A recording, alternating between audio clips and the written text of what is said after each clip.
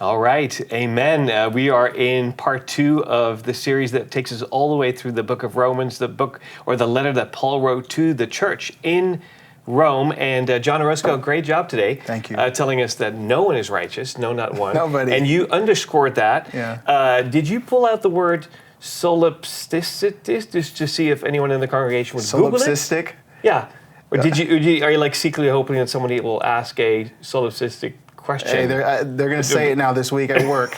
Somebody's going to be like, what does that mean? Can you tell me again what that means? It just means somebody who's like so focused on themselves and they're, egotistical. They can't see past That's why I don't know the word. their own wants or needs or desires, Yeah. And then hedonic. Yeah. Yeah, that's just... I knew that word. Okay, yeah, good. Okay, we're good. I think I'm good. Thank you I feel smarter already. Yeah. Just being here today. That was my one goal. Yeah. Well, you succeed. None of you mattered. It was this. No, I'm playing. It's this guy.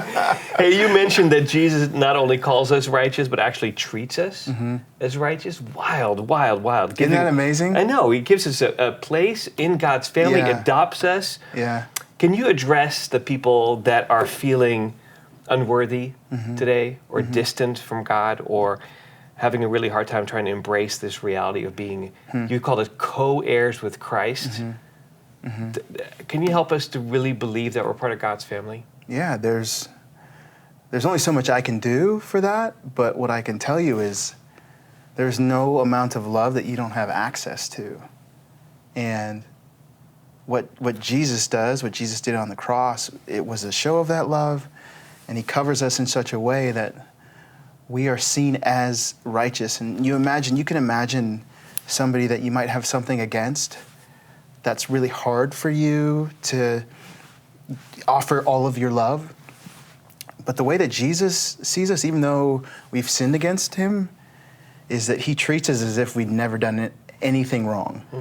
He treats us with full regard. Everything that I have that I can give you, the full measure of life is what Jesus gives. And just know that is on offer to you. It's the full measure, the full extent of love.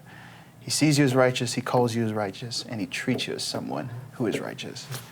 What a great, what an important way to underline also that we are so human, because wasn't it like you also thought of that one person where there's some distance between you, and to think how it would feel like to throw your arms around them, and how absolutely impossible at times that seems. Yeah.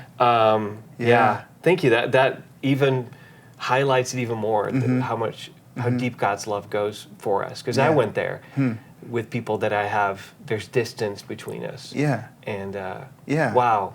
Where you would think it would be hard for me to imagine, like you're saying, throwing my arms around that person, and then just like, hey, come sit down over here. Let me get food for you. And no, even though that person might have wronged you, but this is how Jesus is with us.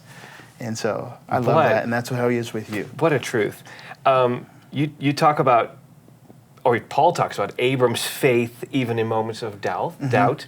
How do you handle those seasons when your faith feels weak, or when our faith feels weak, and we're struggling to believe God's promises, and we feel like we're not sure? That's a great question.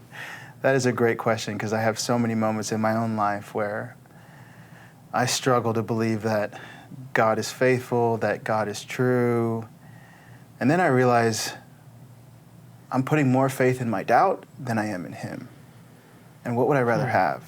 Because it's not like faith just goes away. You just choose to apply faith to your doubt.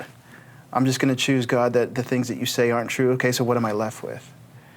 And when I think about what I'm left with, I'm left with my own patterns, my own habits, or I'm left with putting a faith in people who continually, and not on purpose, but like people, we let each other down.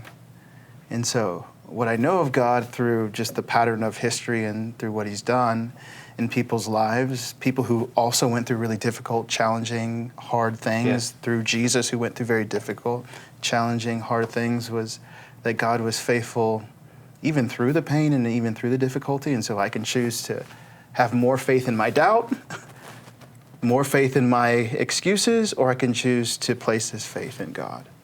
But regardless, we choose to have faith in something. So, at least for me, there's a choice to be made. Yeah, absolutely. You really talked a lot about how we're justified by faith, not by our own efforts. And for those, like me a little bit, maybe like you, who grew up feeling like we have to earn God's love just a little bit, how can we practically start to live in the freedom that comes from that grace? Man. It's like, this is like a Theology 101 class, you know. It's God help me. It is God help me. I mean, there's a reason why David was saying your mercies are new every morning. And I need to remember your grace every morning, and I need to remember that you have grace for me, and all the ways that I try to strive and I still fail, because we feel that, and we'll try to like, okay, did I do good? You know, and did I please you? Did I make all the right decisions? Was I loving? Was I kind enough? Have I earned it today?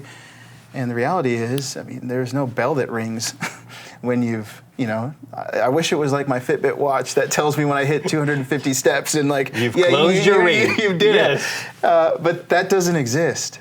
And it doesn't exist because, and you're already there.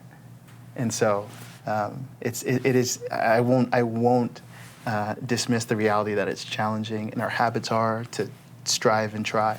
But that's why Paul writes this letter, because he knows how we are as people, and that we continually need that reminder that, hey, it's only by the blood, and he loves you just as you are, and live from that place. I'm glad we do this as a community. I'm glad we do this together, because when you talk, I recognize myself in that. And instead of being discouraged, I go, okay, I'm not the only one. I'm not crazy. I'm not. You're not crazy, no. You know, or I'm not failing as a believer by having to choose faith over doubt. I love that. Let me leave you with a question today. And you can talk about it with the people who are attending church with you right now, or you can use it as the starting point in your journal. I'm just thinking that you keep a journal, or you can throw it in a text thread with your friends, but let's keep this conversation going.